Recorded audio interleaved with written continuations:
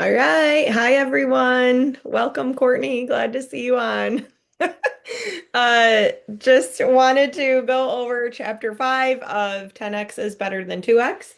And I'm Elizabeth Heffner, but I think all of you know that. So I was debating if I should ask Jackie to switch with me because she's leading next week. And then I was like, no, it'll be fine. Like, I just had a busy day and Ella just came home yesterday and all this stuff. And I was like, no, I'll do it. And I think that the Lord just really has a way of lining up our chapters with what we need to learn ourselves. And even stuff that I have worked on in the past. And I'm like, wow, this is just really good reminders and stuff too. So, he really dives a lot into that Kairos time versus Chronos time. And actually, uh, Chris, I'm recording this in the wrong setting too. Hold on. There we go. And Chris Valentin has done sermons on this whole Kairos time frame and different things. So it's really interesting, kind of full circle again, that multiple people are talking about this. And so I really like that as well. It's like kind of that third party validation, right? That we talk about with our supplements and our business, but also just with these concepts too that we're seeing from multiple influential people. So I love that he leads pretty much with letting go of exhaustion as a status symbol. That's a Brene Brown. And like, how true? Because it's so easy to be busy. It's so easy to be exhausted. It's so easy to be scattered and going from one thing to another. And he literally says, like, stop running around with like a chicken with your head cut off. Like, be focused, be relaxed, be in these zones more so, be in that Kairos zone, um, and focusing intentionally. So just really loved all of that. The real focus of just taking off 150 days a year. So that is a lot of days. Like, I don't know if anyone has done the math. I am required to work as I'm a physical therapist, but I have a teacher contract and I work 186 days a year.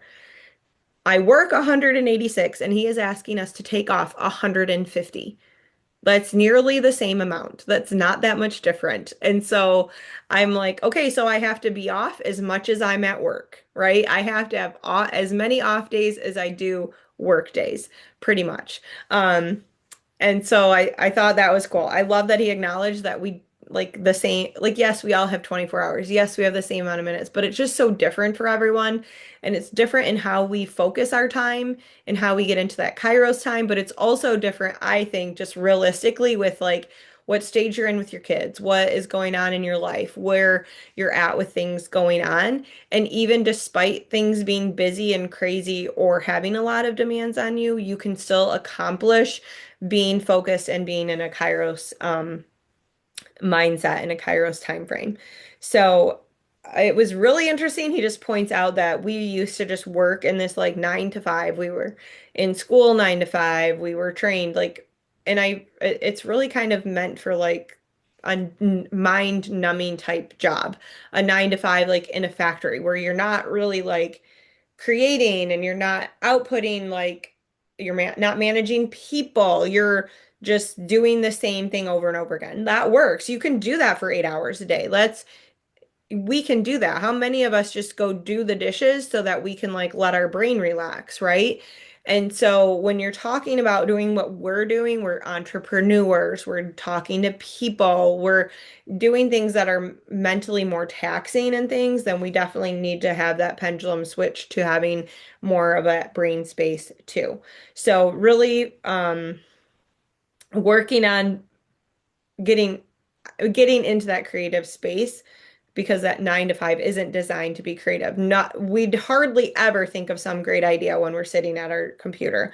So again, like I if I'm writing my notes of the kids that I've seen for the school day, I'm not getting new ideas.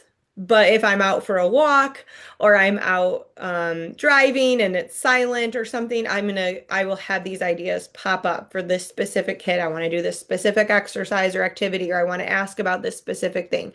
Or maybe even in our businesses where we're like, you're not when you're sitting there messaging and answering questions, you don't necessarily like have all these other creative things pop up about a reel and a post and a question you want to ask or a poll. Like that comes out in these creative moments more than when we're like doing the actual work. So, um, focusing on time in a qualitative standpoint versus quantitative and working on that, I thought that was just really interesting. Just his description is really good. It's very, very deep, but it's very good. So Chronos time is quantitative, it's chronological, sequential. It's going to pass whether you're doing your IPA or not. It's going to pass whether you're having a good day or a bad day.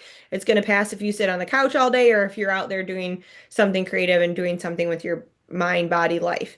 Kairos is a season, a period. It's more of like a moment and then there's something significant happens. These are these things that we remember and that have changed our lives, all these pivotal moments in our life. And they're very transformative, holistic, flexible.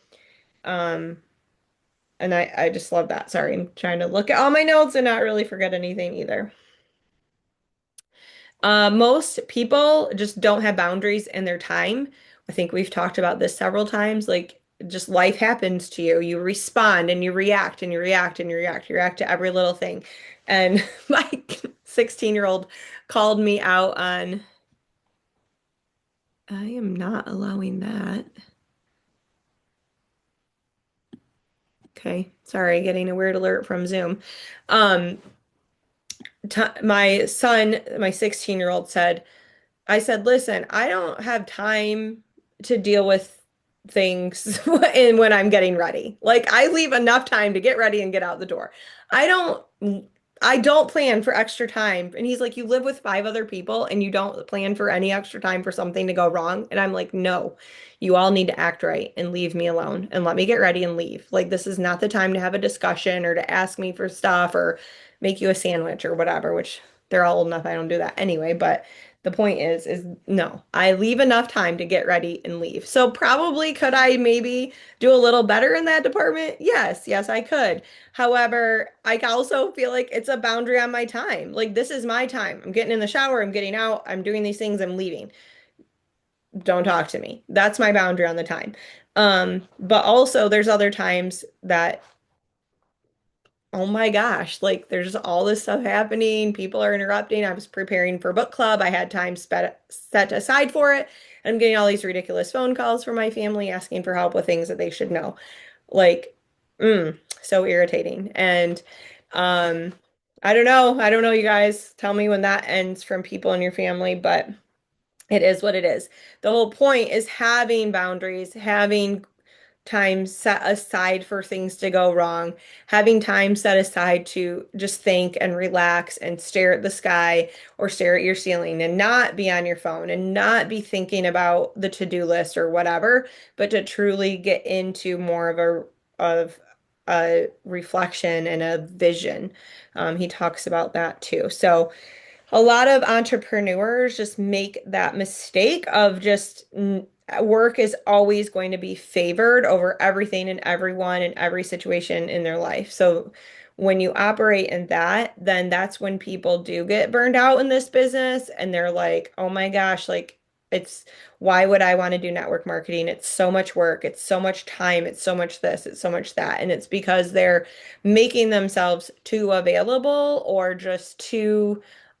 just thinking that they have to do something with their business every second of the day, and that's just not true.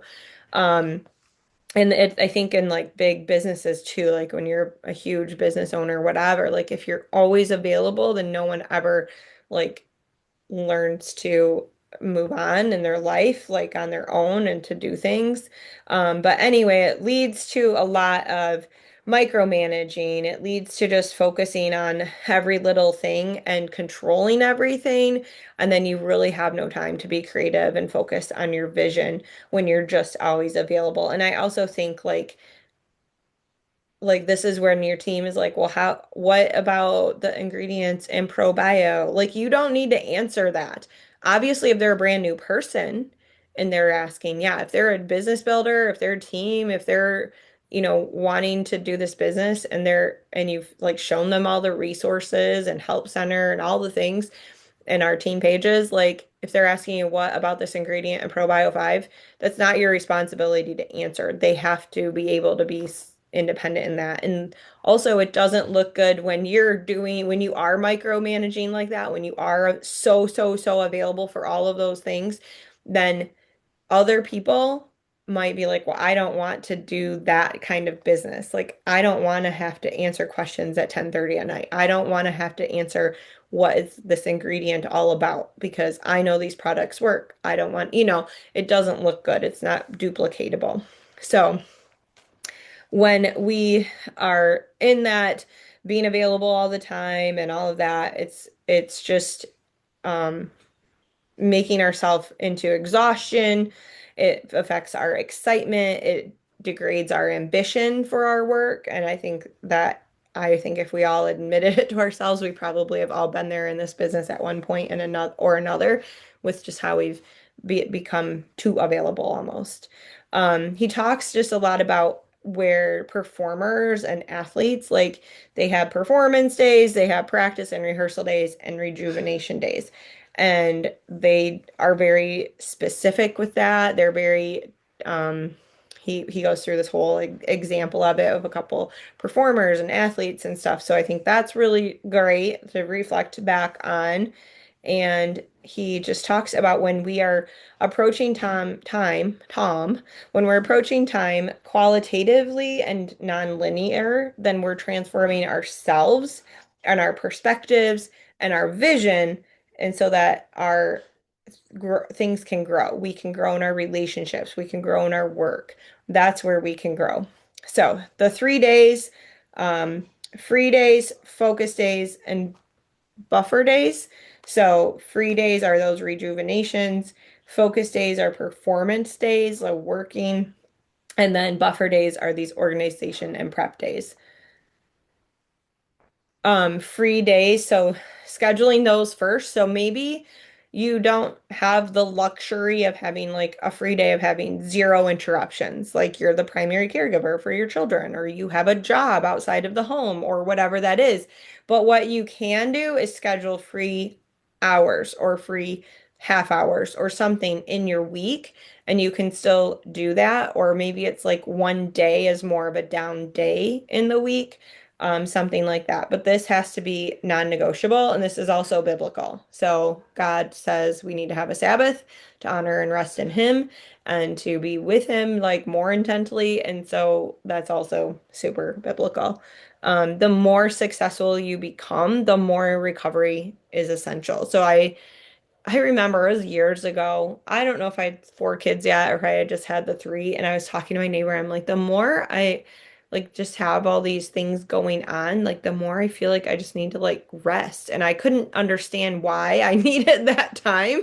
Now it makes sense. And even just being older, it makes sense. But it was annoying because I didn't do anything differently. It was the same routines. There was just another kid. It was the same things. But it actually wasn't because it was like this kid starts to do an activity, or we're doing bigger kid activities because they aren't just three little babies all the same age or something like that. And so it's very good that we recognize that it's okay to have recovery too. Um, LeBron has he says like recovery never ends, LeBron James. And I want to like really note this. This is active recovery. He's not just sitting on the couch. He's not just laying in bed. He's not just sleeping 12 hours a day. He's doing all these recovery tasks, the ice bath, the massage, the saunas, all of that. With my kids, the runner kids, I'm like, okay, this is an active recovery day. Like, yes, you're recovering from your race, but you're actively recovering. You don't recover your muscles by just sitting around. You recover your muscles by pushing the lactic acid out, by using them, by increasing blood flow. It's science, right? So it's the same with our brain. We still have to have active recovery of our brain.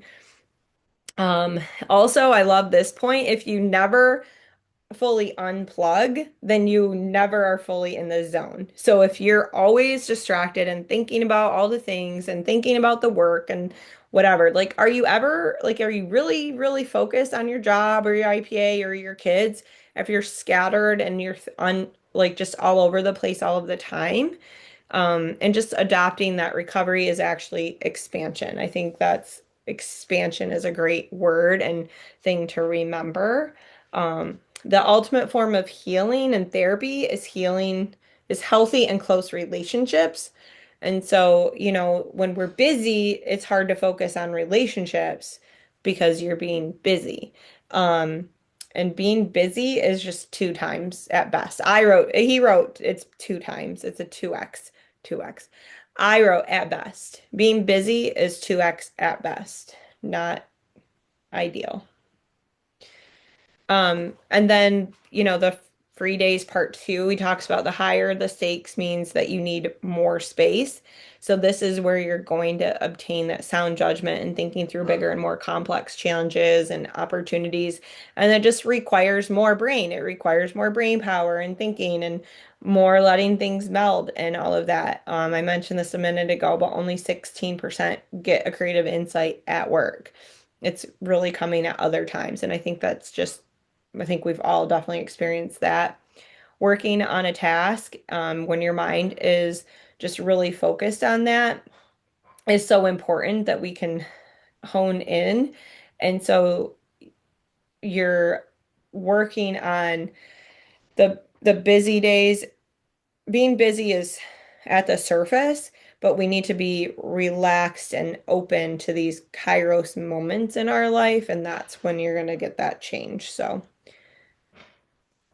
and then the free day part three, he talks, I mentioned this too, like your team isn't going to take off and run when you're constantly micromanaging and you're constantly being there. So when you can take a step back, you really get to see, you can see also where the deficits are, where you maybe need to work on duplication or training or something like that a little bit more deeply too. My, there we go. I thought my computer was plugged in, it wasn't on. Okay. And then just know that your vision isn't going to grow to that 10x if you're just constantly dealing with every little daily thing and that you're dealing with all of the fires. Um, awesome. Uh, you want to have focus days and buffer days. So focus, this is when creativity happens, and this is how we structure our days is around the focus. And buffer days are for coaching and organization and getting things prepped and things like that. So it's really just not effective to jump. And I think this is where I struggle at times where even with like IPA where we're doing all these different facets of IPA and it's totally okay to do like a ton of reaching out for like 2 or 3 days of the week and then focus on following up. It's okay to still structure as long as at the end of the week you're meeting all of those criteria. I've always done better in that fashion versus like trying to skip from all these tasks within that IPA type activity stack. So stacking similar activities and meetings to each other. He talks about when you have a meeting scheduled for the end of the day and you're just thinking about that the whole time. So you're not really effective with what all you're doing over here until that meeting happens. So being careful how you're setting those things up. And then keeping open space in your time and time for creativity. Now, here's where I like just really love this. I've talked about this multiple times on calls and book clubs, but just three personal objectives each day and being very clear and specific. So I've done it where I've set three personal goals and three business goals. I don't think that's necessarily bad in what we are doing in this. We don't have a big box store. We don't have a big, you know, we're not a typical corporation. And so I think it's still okay to do that, but just being very clear and specific and challenging ourselves to stay focused on those activities and not get distracted. And then completely unplugging and recovering. I think what was it the game of conquering, was it that book where he like would do so many of whatever work and then reward himself with Skittles or something? Like that was kind of the reward, but also this like unplugging from like I accomplished this, so now I'm going to, let that meld and sit with me over here. So the three priorities, super meaningful. Like that's been very productive and helpful for me several times in my life. And then the evening routine. So I have a book up there. I'll pull it down when we're doing discussion. And just, I love this too, like getting your phone in airplane mode, using a normal alarm, not your phone alarm, and even putting your phone in the kitchen, right? Like not even in the bedroom, but unplugging from that and then focusing and reflecting back on your day and framing it in a positive manner. So thinking of the 3 to 5 bonus and positive things that happened because we want to remember our past in a positive light. So even if you didn't plan to do something, but it ended up being a win, you're going to write that down and then planning your 3 priorities for the next day. And then pray, meditate, go to sleep. Like, how simple is that? It's simple, it's easy, but like I haven't been sticking with that. And I know I was much more focused and organized when I did do that. I'm do something similar where I look at my calendar and I look and I think like, okay, and these are my goals for tomorrow, but not writing them down. And I think writing them down is super valuable. So that's what I had to share. There's a lot of meat in this chapter, so I tried to keep it brief, but would love to hear from all of you.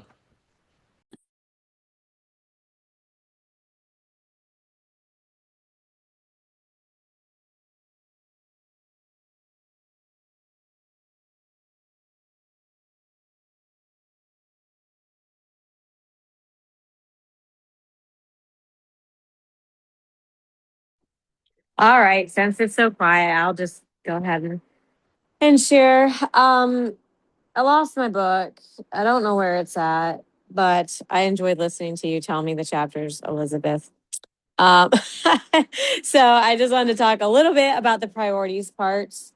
Um, that's this week's been crazy here. So the priorities was something different than normal. And like, okay, what are the priorities? Because sometimes it feels, even in our business, like it feels like everything's a priority. And then suddenly you're doing everything and you feel like you have to do online events, in-person events, and like all everything. It feels like you have to do everything because there's so much you can do. But writing down the priorities has been, I always do 3 for my business every day and then 3 for my personal life, even if it's just fold laundry and give the kids haircuts. And that helps me stay on task. And for some reason, it makes me feel like even if I didn't do everything, I at least got my priorities done for the day. And then I feel accomplished instead of discouraged and frustrated by the never ending to do list that we all have, I feel like. Um, so yeah, that's probably something that I do that's been the most helpful. I love that.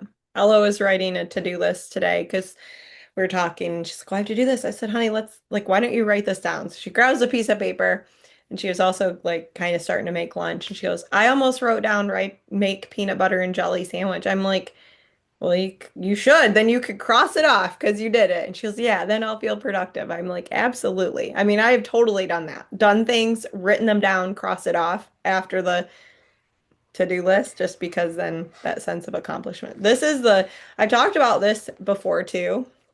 The 3 minute morning journal I got and evening, the 3 minute morning and evening. You could condense it into one time a day. I got it on Amazon years ago, so who knows if they still have them. As you can see, I used it for a short time. That was it. And then, so there's a quote on each day. You fill in the date. So it's undated. I'm fine. I can pick it back up. And then it has reflection. My life is great because gives you 3 lines. I will move closer to my goals today by 3 priorities, 3 spots. Today I will brighten blank's day by, so you can pick someone, a coworker, a family member, someone you can just, a friend you can send a message, text to, whatever. And then you come back in the evening and you say, today was great because, and there's 3 lines there. So obviously, there's lots of margin space and things too, and they give you a generous amount, so you can always journal more into that. You could use it. So I do like this. I'm glad that we're talking about this chapter. Again, I think God gave me this chapter to help me remember the things that I've done in the past to be successful with certain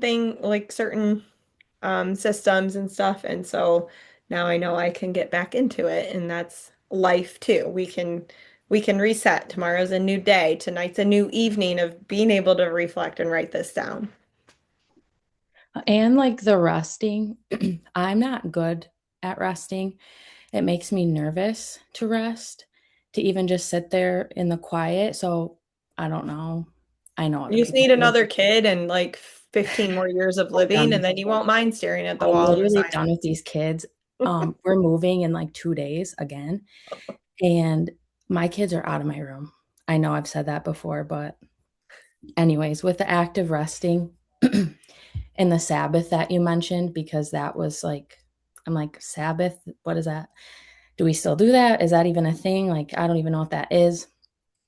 And I saw some, or I heard, I watch a lot of podcasts, so I was listening to one, and I think it was Tim Tebow was talking about something with the Sabbath and how it's not just meant to be lazy. You're not just supposed to sit on the couch and eat tons of snacks and watch TV. Like you're supposed to be resting in God, but that doesn't mean like doing nothing.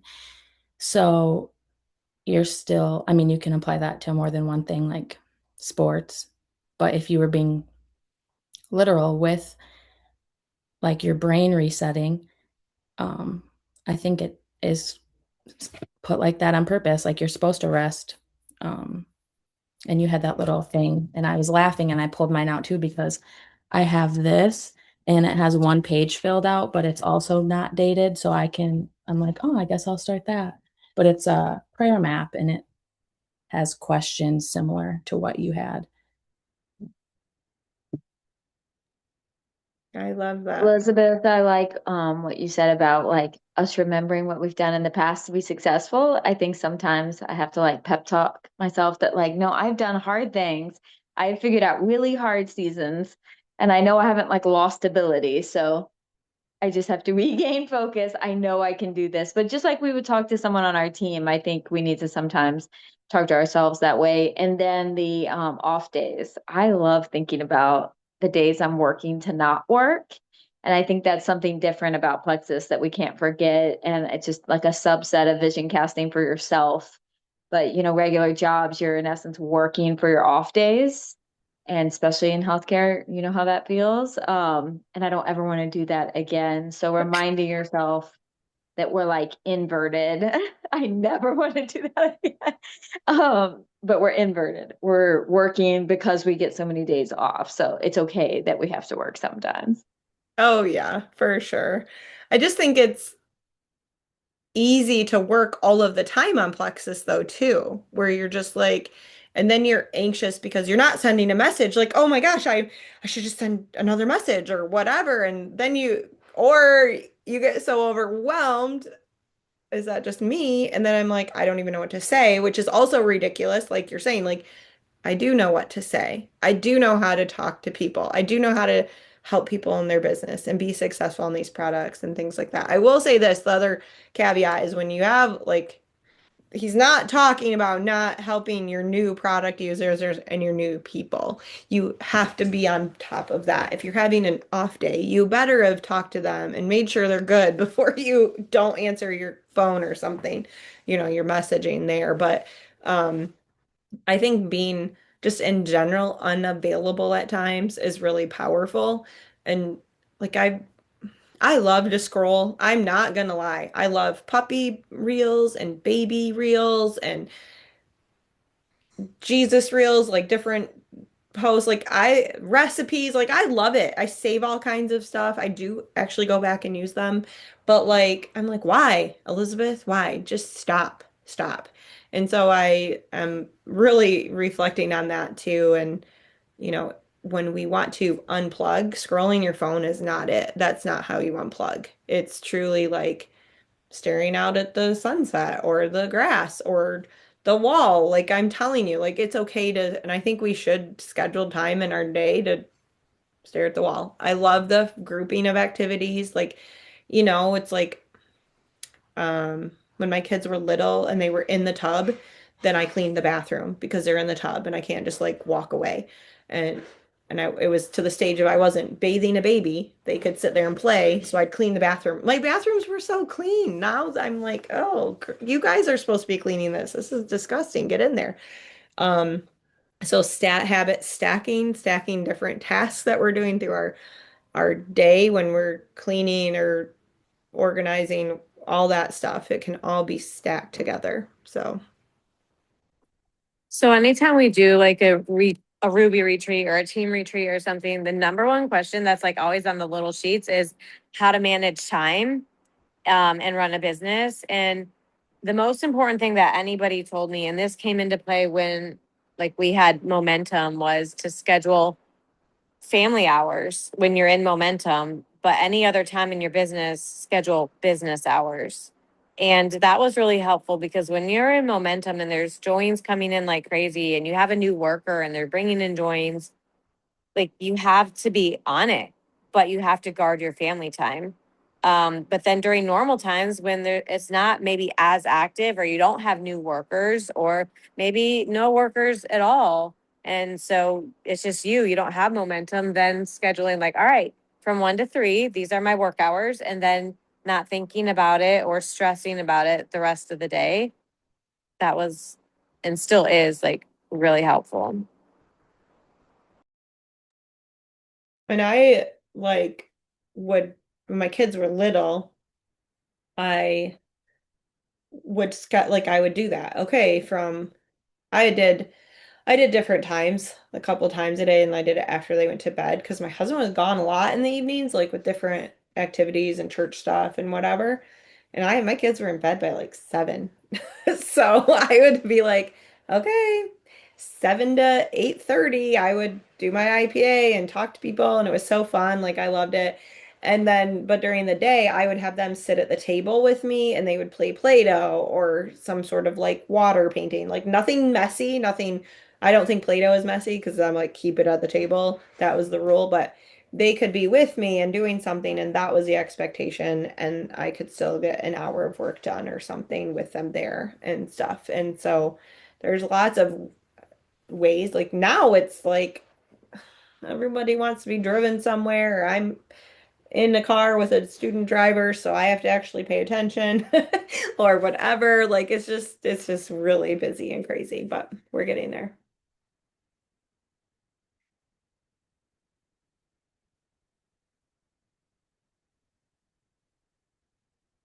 Nicole, I feel like you have would ha should have some good insight on this because you're super organized and very good at managing a household with like a very busy household through the years that anywhere from what 3 to 9, 3 to 7 kids or something. Yeah. Um, can you hear me? These headphones are so funny. Okay. Um, Absolutely. I mean, we did a lot of block time, especially when there were 5 kids, ages 13 to infant in the house. And then with mom, all of my current is that I work outside the home now.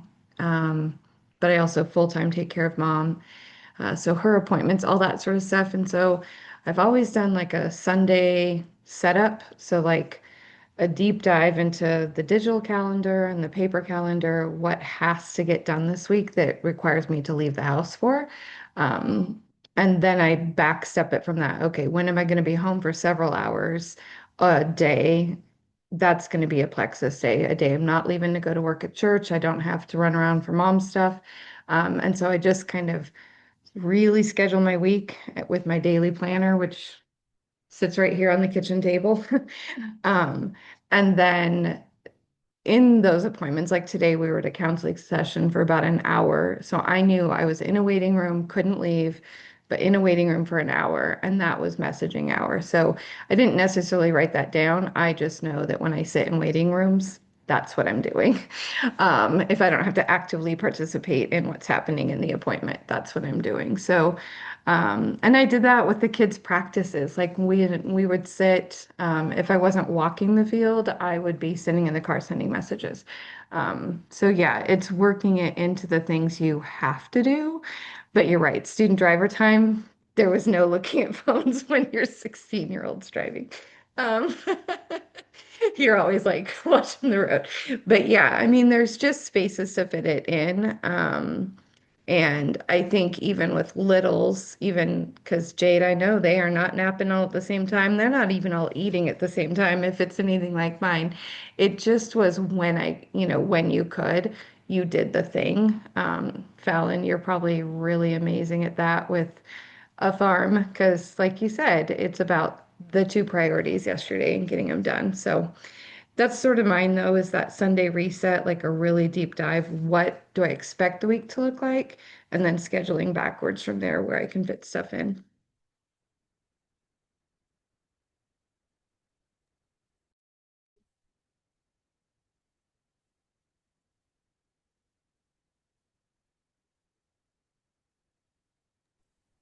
So I suck at all that. I don't schedule anything. I am on the go and I have no idea what rest means either. But I really love when he said to stack and schedule similar activities together. So I do that. I can get a lot more done. It just seems to fit right with my ADHD brain when they all seem to make sense to do them at the same time. So I truly can't do like two completely opposite things. It just does not calculate in my brain. But stacking each of them on the same day with similar activities, I do tend to get more of that done. But on any given day, you can catch me in the garage completely. Like some people like to scroll, I like to do things in the garage and just build and get lost in activities. But I have started somebody that is like me. I keep my binder that Tova has brought back for me, and it keeps me on task and gets all of my work done. Everything's in one place because I tend to just write things on random sheets of paper in my car, in my office, in a notebook, God only knows where. And it just helps me keep all of my thoughts in one place. So I come down in the morning and I make my drink and I watch the news and I just complete the binder as I'm sitting there and I don't get up until that binder's done. And that has helped me tremendously because I don't think of so many other things to do throughout the day because nothing gets done if I have so many tasks to get done. So having the important stuff done as soon as I wake up and I don't allow myself to move from that position because that's something I do every day. Every single day I have that routine. So I added in what I needed to do to the routine that I already have, and it has seemed to work. So if you don't understand what rest is either, that works. What is this magic binder? We need to Ah, know that what's in the ma your other ADD friend over here needs help with the I magic. can send you all the stuff, Tova. Like she has it, like literally everybody needs a friend like Tova. Um, Anything that you need to do today, it even reminds you to breathe. Tiffany's laughing because it's literally in there. But it's basic IPA stuff, it's weekly content stuff. So it just takes the thought process that you kind of like get caught up on. I don't know about you guys. It takes me about 2.5 hours to pick a song for my reel. Have no idea why I feel like it's so important to me, like anybody cares, but it just takes the thought process out. And so it like has vision building stuff. It has like podcast stuff, like what you learned today, what are your goals? So it just breaks down your day and I do it daily because it just helps me remind myself that I do actually get things done even when I don't feel like I have. And yes, they're printable. So I mean, I say it all the time. If you can't print something out for your business, you're in the wrong business. So, yes, it's printable. You just print it out. I print mine out for the month, makes it a lot easier for me, and I just keep it in the binder. So, I guess that's why I have a nice thick binder. But it's all like empty pages for the month, and then I just fill them as I go. So, but yeah, it helps. It helps tremendously.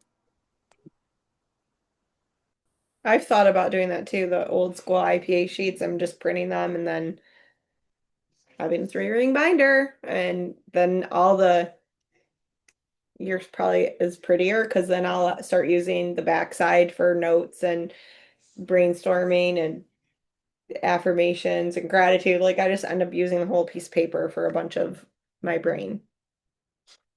The other, Melissa has done this, and then she got me one, and I do love it, is a notebook, rocket notebook. So you can write on it with erasable, and then it's tiny. I don't have it here. It's in my bag. It's like a tiny journal notebook, and you write, and then you can use the app and take a picture of it and send it to your email or send it to these other files.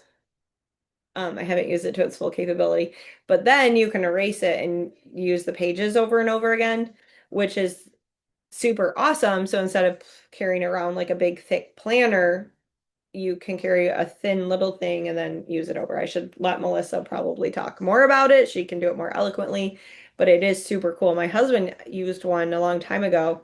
After she gave me that, I found like a little, like in the bottom of some junk drawer or something, like a little um, like the little booklet thing that comes in stuff like that. And I was like, I have never had one before. I just got mine. This is not from the one I just got. I'm like, honey, did you have this rocket book? And he's like, no. I'm like, yes, you did. Oh, yeah, I did have one of those, blah, blah, blah. And so the tricky thing that he struggled with that I do struggle with is in not having it when I need it. So I started carrying it with me, but then it was in the hot car and it erased the ink before I like put it all to the app. And so and now with it being so hot out, I've been scared to use it. It's a whole thing. Welcome to my brain. And you know what? You can still be successful in this business, even like this.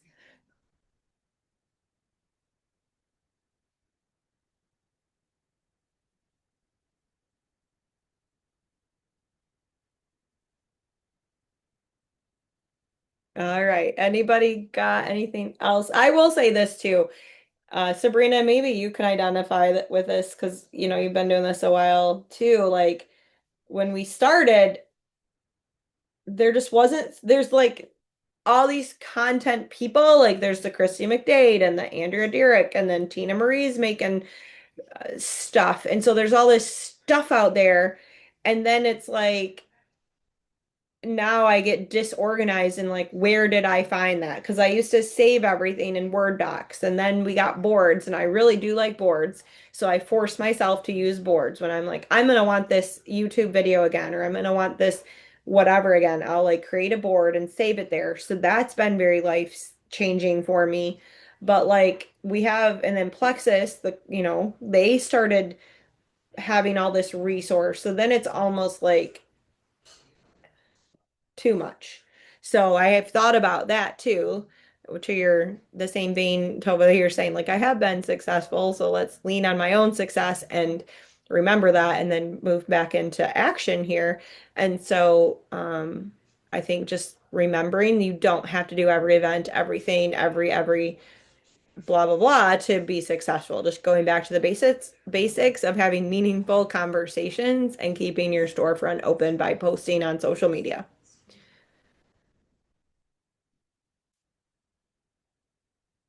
Anybody got anyone other thoughts to share?